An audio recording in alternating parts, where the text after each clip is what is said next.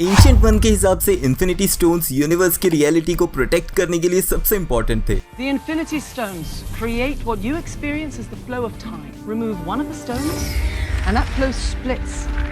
तो अब उनके डिस्ट्रॉय किए जाने के बाद एमसीयू यूनिवर्स क्या वैसे ही तबाही की तरफ नहीं बढ़ रहा? ओल्ड कैप्टन ने शील्ड सैम विल्सन को देके उसे न्यू कैप्टन अमेरिका तो बना दिया, बट क्या इसका मतलब किसी और टाइमलाइन में एक कैप्टन अमेरिका बिना शील्ड के रह गया? स्टीव रॉजर्स के पास्ट में जाके पैगी कार्टर के साथ सेटल होने से क्रिएट हो गई एक ब्रांच टाइमलाइन, तो फिर टीवीए वाले उससे पकड़ने क्यों नहीं आए? बात तो सही है। अवेंजर्स एंड गेम की टाइम हाइस्ट की वजह से कई ब्रांच टाइमलाइंस क्रिएट हुई है। कमेंट्स में वो नंबर लिखना जितनी ब्रांच टाइमलाइंस आपके हिसाब से टाइम हाइस्ट के दौरान क्रिएट हुई होंगी। वीडियो के एंड में मैं बताऊंगा वो एग्जैक्ट नंबर एंड उनका रीजन भी। Hi super fans, I am Swapnil and इस वीडियो में मैं आंसर करने की कोशिश करूंगा अवेंजर्स एंड गेम के पेंडिंग क्वेश्चन, जिनका आंसर आपको क्या एमसीयू को खुद भी पता नहीं होगा। So without wasting any more time, let's begin the video. तो शुरुआत करते हैं टाइम हाइस्ट से और यहाँ पे दिखे हुए हल्क के ऊपर।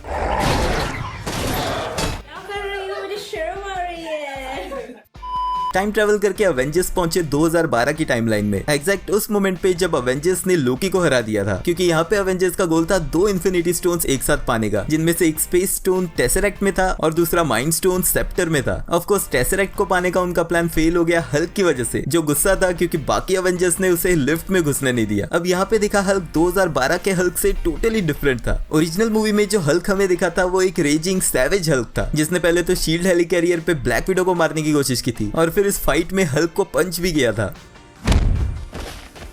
एंड विद टाइम उसकी ग्रोथ होती गई और अवेंजर्स एज ऑफ अल्ट्रॉन में हमने देखा ब्लैक विडो को उसे लोरी सुनाकर वापस बैनर बनाते हुए,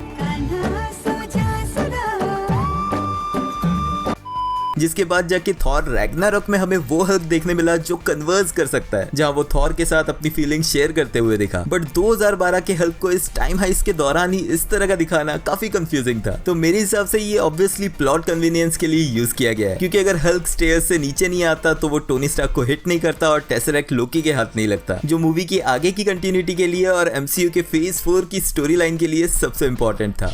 बिना पिम्प पार्टिकल्स के थैनोस अपनी स्पेसशिप के साथ पूरी आर्मी को टाइम ट्रेवल करके कैसे लेके आया? टाइम हाइस्ट के दौरान नेबुला को कैप्चर कर लिया गया था और उसकी जगह आ गई थी 2014 की नेबुला, जो ऑब्वियसली काम कर रही थी थैनोस को खुश करने के लिए। एंड हालांकि उसने अपने पिम्प पार्टिकल्स वाला वायल थैनोस को जरूर पकड़ाया था, बट क्योंकि वो टाइम ट्रेवल करके फ्यूचर में आई, इसका मतलब है कि वो पिम्प पार्टिकल्स यूज हो गए। और टाइम हाइस्ट के दौरान ये क्लियरली बताया गया था कि सभी अवेंजर्स के पास सिर्फ उतने ही पिम्प पार्टिकल्स हैं जिससे वो एक राउंड ट्रिप कर सकते हैं। These are PIM particles, all right? This is it. This is what we have. We've got enough for one round trip each. That's it. 2 test runs. One test run. तो ये कभी भी clear नहीं किया गया कि थैनोस अपनी spaceship को लेके इस टाइम ट्रैवलिंग मशीन के थ्रू फ्यूचर में कैसे आ पाया। अब स्पेकुलेशंस ये थे कि ब्लैक ऑर्डर का एबोनी मॉ, जो काफी इंटेलिजेंट है, उसी ने इन पिम्प पार्टिकल्स को स्टडी करके अपना कुछ टेक डेवलप किया जिससे वो ऐसा कर पाए, लेकिन ऑफिशियली इस क्वेश्चन को कभी आंसर किया ही नहीं गया। अब आते हैं स्टीव रॉजर्स के टाइम ट्रैवल पे। जब स्टीव टाइम ट्रैवल करता है तो वो गया था उस मशीन से, पर वो आया कहीं और से, ऐसा क्यों? अवेंजर्स एंड गेम की सबसे बड़ी मिस्ट्री रही है स्टीव रॉजर्स का टाइम ट्रैवल। इन्फिनिटी स्टोन्स लौटाने के लिए गया था एक young Steve Rogers, of course वो 100+ इयर्स का है, बट हाँ वापस आया एक बूढ़ा स्टीव रॉजर्स, वो भी मशीन के बिल्कुल ऑपोजिट दूसरी डायरेक्शन में। और उसके और सैम विल्सन के डिस्कशन में ये क्लियर हुआ कि इस स्टीव रॉजर्स ने टोनी स्टार्क का सजेशन मान लिया और वो सेटल हो गया पैगी कार्टर के साथ। लेकिन स्टीव रॉजर्स के ऐसे करने से क्रिएट हो गई एक ब्रांच टाइमलाइन, जिसका मतलब है कि जो स्टीव रॉजर्स हमें ओल्ड रूप में दिखा वो एक्चुअल में एक अल्टरनेट टाइमलाइन का स्टीव रॉजर्स है। यानी कि इस बूढ़े स्टीव रॉजर्स ने टाइम ट्रेवल नहीं, टाइमलाइन ट्रेवल किया है इस मोमेंट पे पहुंच के सैम विल्सन को उसकी शील्ड देने के लिए। एंड यही शील्ड लाता है मुझे नेक्स्ट क्वेश्चन पे, इस ओल्ड कैप्टन अमेरिका को ये शील्ड मिली कहां से?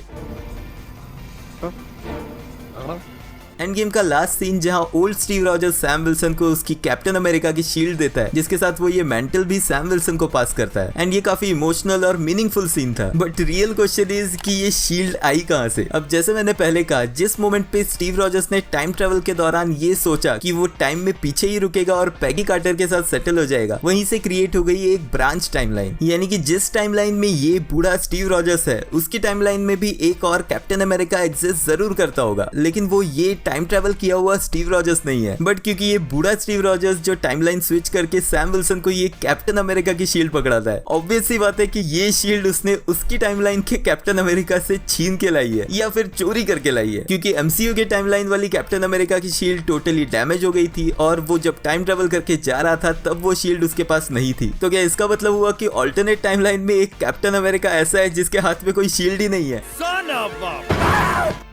ये क्वेश्चन फिलहाल के लिए तो अनआंसर्ड ही रहने वाला है। इसी के साथ कनेक्टेड तीसरा क्वेश्चन है कि क्या शैरन कार्टर को कभी स्टीव रॉजर्स की रियलिटी पता चली? कैप्टन अमेरिका सिविल वॉर में स्टीव रॉजर्स मिला शैरन कार्टर से, जो पैगी कार्टर की नीस थी। एंड इवन तो इसी मूवी के टाइमलाइन में पैगी कार्टर ओल्ड एज से मरी, बट उसके कुछ टाइम बाद ही क्लाइमैक्स बैटल से पहले स्टीव रॉजर्स ये करते दिखा। एंड इसके फौरन बाद से 2 साल तक स्टीव रॉजर्स एक फ्यूजिटिव रहा, जिसके बाद अवेंजर्स इन्फिनिटी वॉर की इवेंट हुई और अवेंजर्स एंड गेम में वो अर्थ से गायब हो गया। एंड हमें ये बताया नहीं गया कि क्या इस दौरान स्टीव रॉजर्स ने शैरन कार्टर को कांटेक्ट किया या नहीं, बट जिस तरह के कॉन्टेक्ट शैरन कार्टर के थे उसे अवेंजर्स एंड गेम के एंड में जो इवेंट हुई उसके बारे में पता ही होगा। मतलब क्या यही पॉइंट तो नहीं था शैरन कार्टर के विलन ओरिजिन स्टोरी का, जहां से वो बन गई पावर ब्रोकर? अब टूटे दिल बहुत कुछ करवाते हैं एंड शैरन के साथ तो बूढ़ा धोखा हुआ है, समझे? बूढ़ा धोखा, बुरा धोखा। Are you comedy me?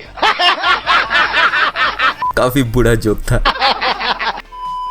Infinity stones तो डिस्ट्रॉय हो गए, तो अब आगे क्या? अवेंजर्स एंड गेम की टाइम हाइस्ट में स्मार्ट हल्क जाता है सॉर्सरर सुप्रीम के पास टाइम स्टोन लेने, लेकिन ये साल 2012 और यहाँ पे हमें दिखती है सॉर्सरर सुप्रीम के रूप में एंशिएंट वन। एंड उसके टाइम स्टोन मांगने की डिमांड को एंशिएंट वन मना कर देती है, थोड़ा ज्यादा ही फिजिकल होके, लेकिन फिर ब्रूस के एस्ट्रल फॉर्म को वो समझाते हुए दिखती है इस यूनिवर्स के बैलेंस के बारे में, जहाँ वो बताती है कि टाइम स्टोन बाकी सभी इन्फिनिटी स्टोन्स की तरह बहुत इंपॉर्टेंट है इस यूनिवर्स का बैलेंस मेंटेन करने के लिए, और अगर इस रियलिटी में से एक भी इन्फिनिटी स्टोन को निकाल दिया जाए तो ये रियलिटी टोटली डिस्ट्रॉय हो जाएगी। बट फिर ब्रूस उसे कन्विंस करता है कि उनके प्लान के हिसाब से वो टाइम में जिस मोमेंट पे इन इन्फिनिटी स्टोन्स को ले रहे हैं एग्जैक्ट उसी मोमेंट पे इन्हें वापस रखेंगे ताकि इस यूनिवर्स का बैलेंस मेंटेन हो सके। एंड यही चीज मूवी के एंड में स्टीव रॉजर्स करता है, जो ऑफ कोर्स दिखाया नहीं गया, लेकिन हम अज्यूम कर सकते हैं कि उसने टाइम में एग्जैक्ट उन्हीं मोमेंट्स पे सभी स्टोन्स को वापस रख दिया है, जिसका मतलब है कि अब सब कुछ ठीक है। लेकिन अवेंजर्स एंड गेम की स्टार्टिंग में थैनोस ने सभी इन्फिनिटी स्टोन्स को डिस्ट्रॉय कर दिया था, यानी कि इसका मतलब है कि हमारी कोर एमसीयू टाइमलाइन बिना इन्फिनिटी स्टोन्स के एग्जिस्ट करती है। तो क्या इस इतने इंपॉर्टेंट प्लॉट पॉइंट को एमसीयू फ्यूचर में कभी एड्रेस करेगा भी? नहीं। क्योंकि एमसीयू का फेज 4 खत्म हो चुका है, फेज 5 मिड में है, अभी तक इन्फिनिटी स्टोन्स के डिस्ट्रॉय हो जाने की बात कहीं नहीं की गई है। मे बी फ्यूचर में हो रही कुछ डार्क इवेंट्स को इन्फिनिटी स्टोन्स के डिस्ट्रॉय हो जाने के कॉन्सिक्वेंसेस के रूप में दिखाया जाए। एंड फाइनली आते हैं हम मल्टीपल टाइमलाइंस पे। अवेंजर्स एंड गेम में क्लियरली प्रोफेसर हल्क ने टाइम ट्रैवलिंग का रूल बताया था, जहाँ पे ये क्लियर किया गया था कि वो टाइम ट्रैवल करके जिस भी मोमेंट पे जाते हैं वो उनका प्रेजेंट बन जाता है, और जो उनका करंट प्रेजेंट था वो उनका पास्ट बन जाता है।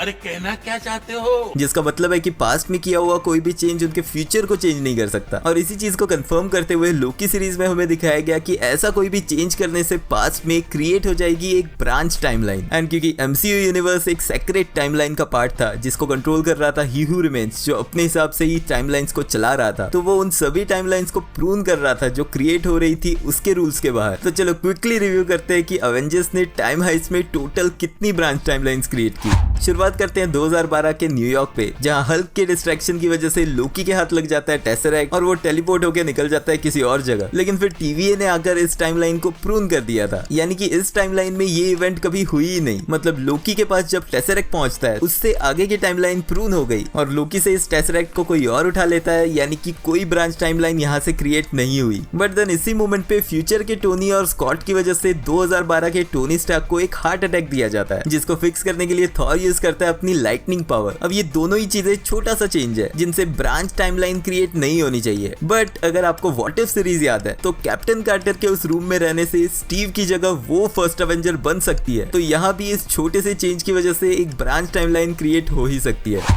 नेक्स्ट, इसी लोकेशन पे माइंड स्टोन यानी कि सेप्टर पाने के लिए कैप्टन अमेरिका का वो लिफ्ट वाला सीन, जहाँ विंटर सोल्जर की टाइमलाइन में तो उसने बढ़िया से फाइट की थी हाइड्रा के एजेंट से, लेकिन यहाँ पर क्योंकि उसका गोल था सिर्फ माइंड स्टोन पाना, तो वो स्मार्टली हेल हाइड्रा कह के उनसे सेप्टर लेके निकल जाता है, जिसे जाते हुए देख के हाइड्रा के लोग भौचक्के रह जाते हैं। एक और ब्रांच टाइमलाइन।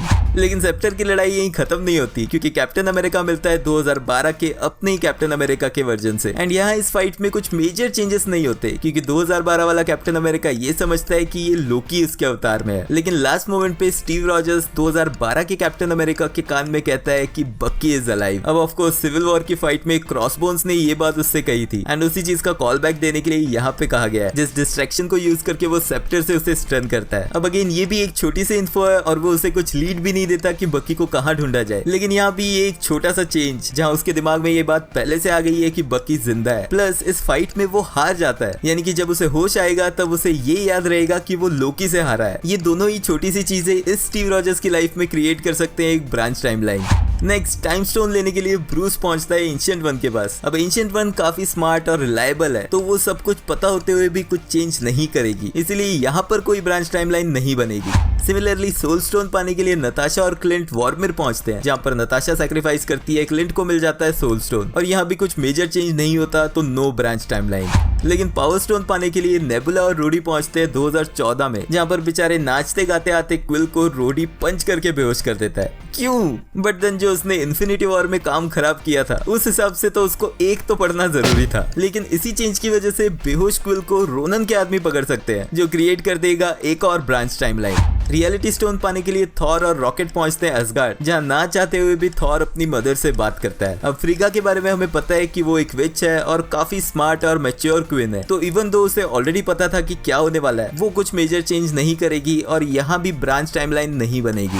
लेकिन वही रॉकेट रियलिटी स्टोन एक्सट्रैक्ट करने के लिए जेन पे यूज करता है अपना इंजेक्शन डिवाइस, जिससे वो काफी इजीली एथर को निकाल लेता है। मतलब कि थॉर द डार्क वर्ल्ड का जो प्लॉट था, जो बेस्ड ही इस पे था कि सिर्फ मेलिकेथ ही उस एथर को जेन की बॉडी से बाहर निकाल सकता है, वो बिल्कुल नल एंड वॉइड हो गया। एंड अगर हम थॉर द डार्क वर्ल्ड को भूल भी जाए, जो एक्चुअल में एमसीयू के सभी फैंस चाहते हैं, जेन यहाँ पर इस टाइमलाइन में अवेयर हो गई है कि उसकी बॉडी से रियलिटी स्टोन को एक्सट्रैक्ट करने का एक और तरीका भी है, यानी कि क्रिएट हो गई एक और branch timeline. And finally last location, जहाँ पर टोनी स्टार्क और स्टीव रॉजर्स पहुंचे पिम पार्टिकल्स और टेसरेक्ट लेने के लिए। सबसे बड़ी गड़बड़ यही हुई है, पिम पार्टिकल्स चुराने के लिए स्टीव रॉजर्स ने हैंक पिम को प्रैंक कॉल किया, जिस वजह से हैंक उस रूम से निकल गया, स्टीव को पिम पार्टिकल्स मिल गए। लेकिन बाहर दौड़ के जाता बेचारा हैंक पिम कहीं कंफ्यूजन में फिसल के गिर जाता और कोमा में चला जाता। तो no Ant Man suit, no Janet in quantum realm, no Kang, no Scott, मतलब ब्रांच टाइमलाइन। एंड दूसरी तरफ टोनी स्टार्क को टेसरेक्ट तो मिल गया था, जहां उसे सिर्फ थोड़ा सा झूठ बोलना था और अपने फादर से पीछा छुड़ाकर वापस आना था स्टीव के पास। लेकिन इमोशनली इस कन्वर्सेशन में घुसने की वजह से उसने इस छोटे से टाइम में अपने फादर से बहुत सारी चीजें डिस्कस कर ली, शायद कुछ ऐसी चीजें भी जो उसके फादर को टोटली चेंज करके रख देगा। यानी कि यहाँ पर भी ये छोटा सा चेंज जो था फ्यूचर से आई टोनी स्टार्क के साथ डिस्कशन, ये छोटा सा चेंज हॉवर्ड स्टार्क को चेंज कर सकता है और वो फ्यूचर में अपने काम की जगह अपने बेटे पे ज्यादा फोकस करे, यानी कि क्रिएट हो गई एक और branch timeline. So in total मेरे हिसाब से टाइम हाइस्ट में क्रिएट हुई टोटल ब्रांच टाइमलाइंस है